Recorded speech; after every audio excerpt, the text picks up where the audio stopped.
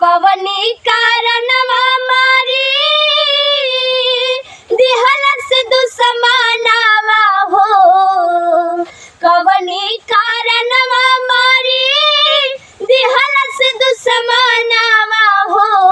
रहलन दुलर चन चाचा गरीब के सनावा हो, रहलन दुलर चन चाचा गरीब के सनावा हो।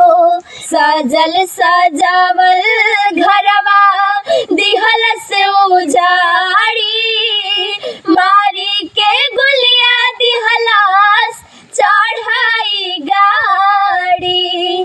सजल सजावल घरवा दिहलस उजाड़ी, मारी के गुलिया दिहलस चढ़ाई गाड़ी। सुन के खबरिया बरसे सबके नया नावा हो, सुन के खबरिया बरसे सबके नया नावा हो।